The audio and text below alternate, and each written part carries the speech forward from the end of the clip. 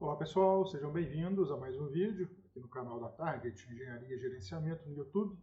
Eu sou o Bernardo Tavares Vaz, eu sou o CEO da Target, prestador de serviços, consultor no mercado imobiliário para a área de incorporações imobiliárias, loteamentos, parcelamento de solos, condomínios, estruturação financeira, busca de financiamentos, em especial apoio à produção da Caixa Econômica Federal, instrutor de cursos e mentorias para corporadoras, para construtores, imobiliárias, corretores, engenheiros, civis, arquitetos e todo o pessoal interessado em desenvolver empreendimentos imobiliários para venda em planta com ou sem financiamento bancário.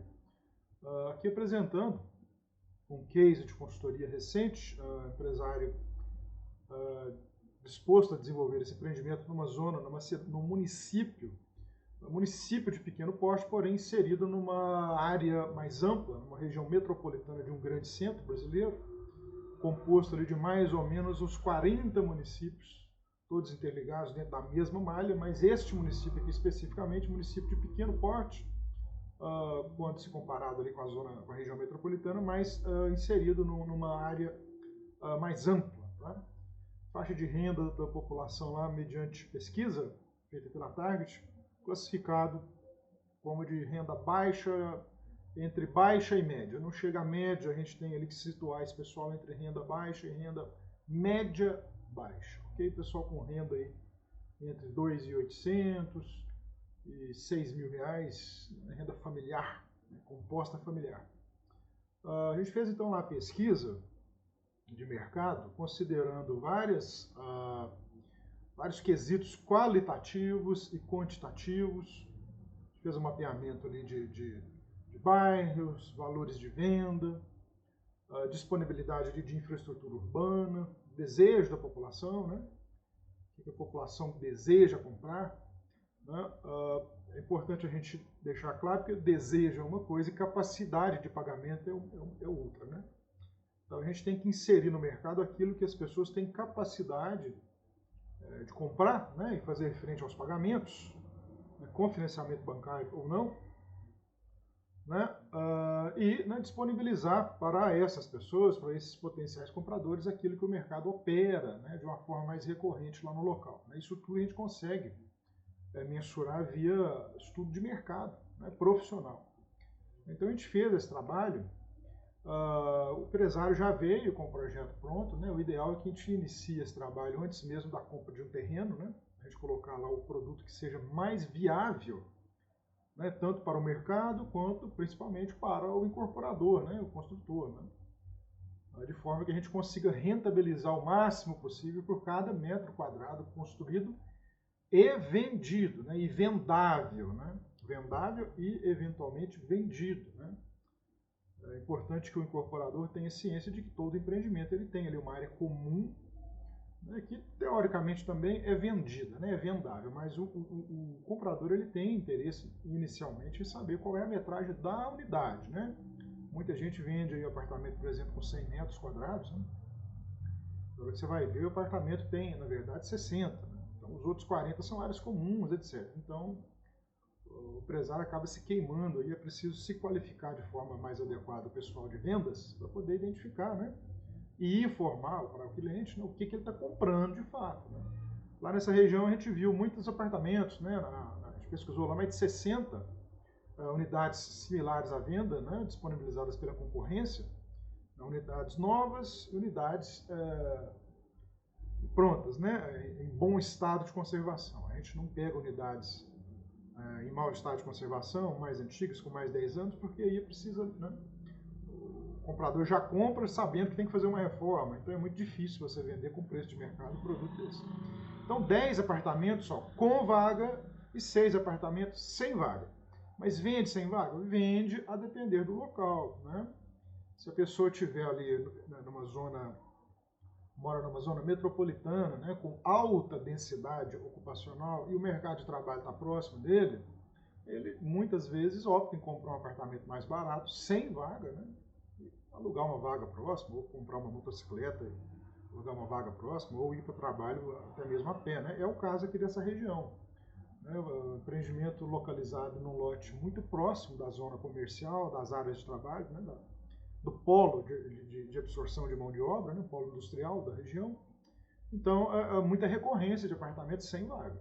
Não é o adequado, mas é o que coube no terreno, né, dentro lá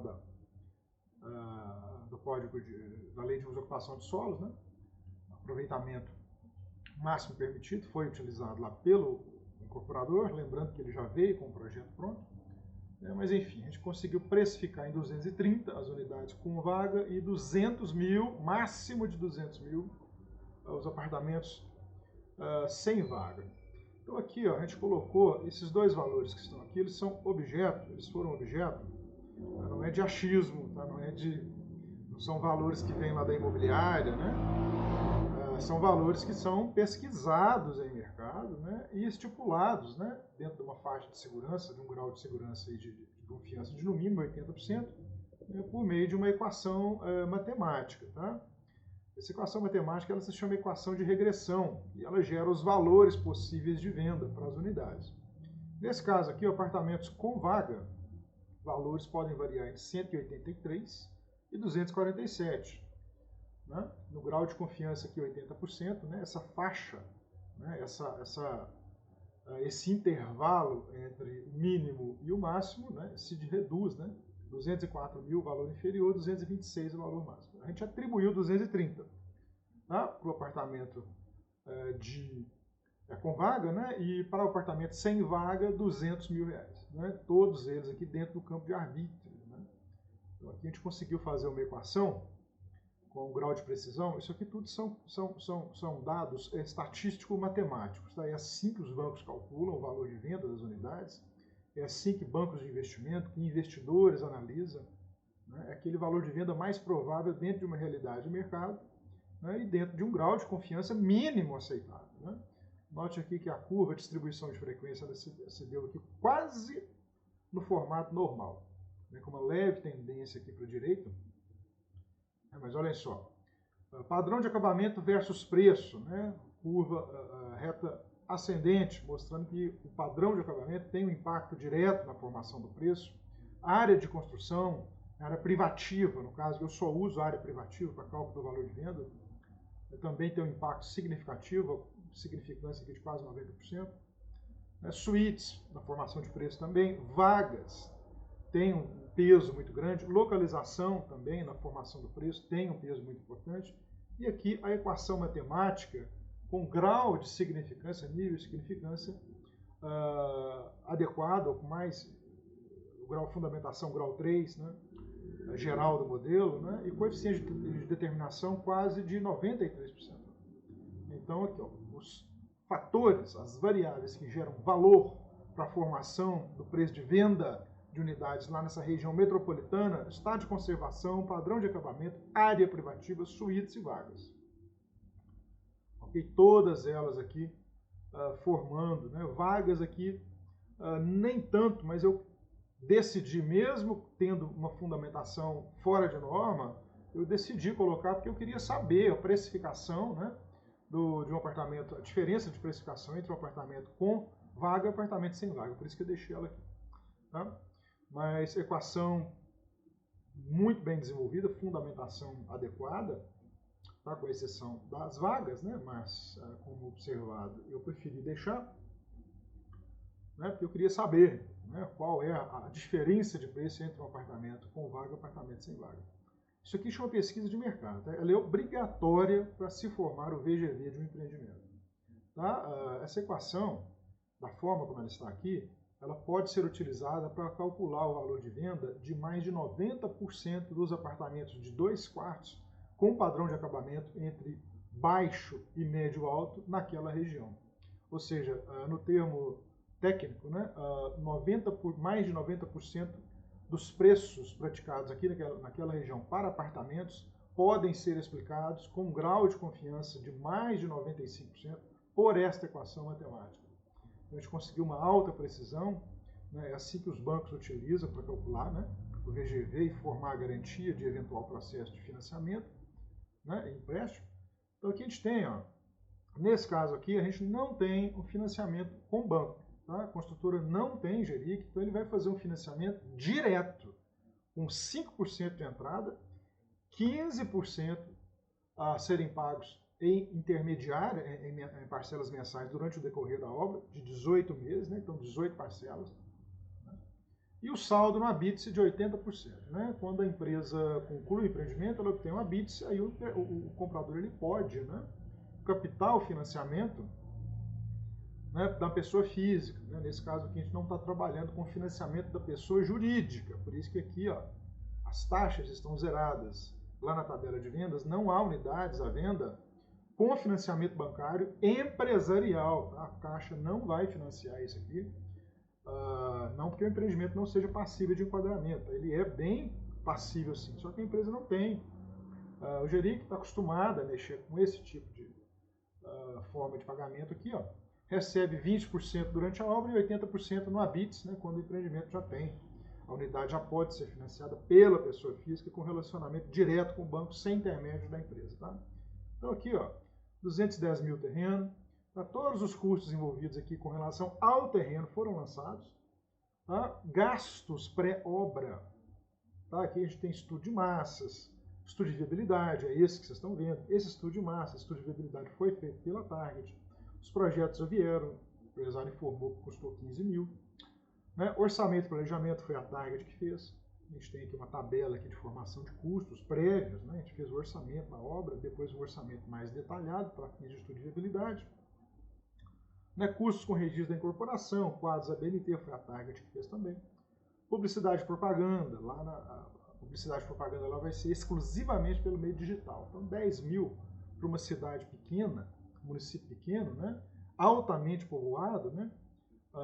Com densidade ocupacional ali muito grande, é só fazer hoje em dia um lançamento digital, né, durante 10 mil reais, dá para fazer durante 6 meses aí, com que o seu anúncio, né, ele caia direto, né, no feed lá do Instagram, do Google, do YouTube, né, daquela pessoa que fez uma pesquisa de compra de apartamento nessa cidade. Né? Então é muito mais efetivo. Isso aqui não é regra, tá? Tem empreendimentos aqui de grande porte, onde o empresário ele me informou, né, que ele pretenderia gastar 850 mil reais aqui nessa conta, publicidade e propaganda. Mas empreendimento de grande porte no Nordeste é um dos cases também apresentados aqui no canal. A construção, ó, o orçamento está aqui, a correção do valor do orçamento está aqui, corrigido pelo INCC durante 18 meses, custos indiretos de administração 5%, lá na época que a gente fez esse estudo, a Selic estava em 11,75. Eu não vou mudar, tá? Eu estou gravando esse vídeo aqui em 2025, julho de 2025, não vou mudar, porque esse empreendimento ele foi estudado lá atrás, nestas condições aqui, né? Hoje em dia a gente tem que, se fosse refazer esse empreendimento, naturalmente que o valor de venda das unidades sofreu reajuste, o custo de obra também, né? E o custo do capital também sofreu, né? A Selic subiu, a taxa mínima de atratividade também subiu. Então aqui, ó, a gente tem todos os parâmetros, ó, né? O custo financeiro, a gente está trabalhando aqui com a tabela Price, tá? Rentabilidade financeira, né? Quando o empresário ele vai financiar o cliente, que é o caso desse empresário aqui, a gente tem naturalmente que cobrar juros, né? Ninguém faz financiamentos de graça, sem cobrar juros, né? Bancos cobram, financeiras cobram juros. Você vai financiar um carro, você não vai chegar lá e falar, amigão, esse carro aí custa 50 mil, eu vou te pagar em 10 de 5. Não é assim que funciona, né? Todo mundo que financia o comprador de um carro, de um apartamento, tem que cobrar juros, né? Nesse caso aqui, a receita de juros desse empreendimento foi de 800 mil, ó.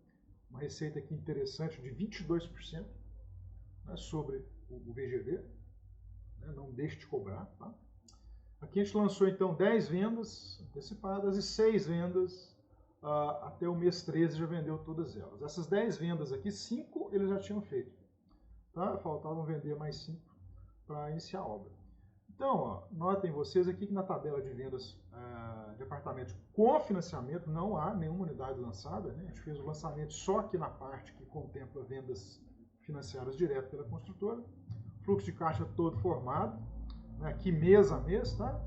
Aqui nessa parte da nossa planilha, que chama cenário central, Vocês não estão vendo aí, mas tem dados de entrada, cenário central, dashboards, valor futuro do orçamento, físico e financeiro, custo de capital, tabela price, correção de todas as ordens. Aqui nós estamos mostrando a forma analítica, mensalmente, conta por conta, todos os meses. Então, o empresário tem condições de chegar aqui e analisar quanto que seria o custo da obra em tal mês, a despesa em tal mês, a corretagem em tal mês, a receita em tal mês, etc. Tá bom? Aqui, então eu vou direto para os resultados, para o vídeo não ficar muito longo. Tá? Aqui a gente repassa então todas as contas, né, que foram lançadas, né, de forma sintética lá na aba dados de entrada, que a gente viu anteriormente. Aqui o resultado financeiro no RET e no lucro presumido, nos dois regimes de tributação adequados para esse produto, para esse sistema, né? No RET 1.108.000 e no lucro presumido 987, gerando um ganho tributário de 121.000 pela escolha do RET, né, e estruturação do plano de contas no RET. Né, e aqui o que nos interessa, os resultados econômicos. Né? VPL positivo de 612.000, uma taxa interna de retorno de 3,6%. Isso aqui é excelente, tá? Mesmo com a Selic hoje 15%, a gente tem aqui um resultado muito superior a Selic. Tá? E o ROI, né, o retorno sobre capital próprio, de 30,94% anualizado. Tá?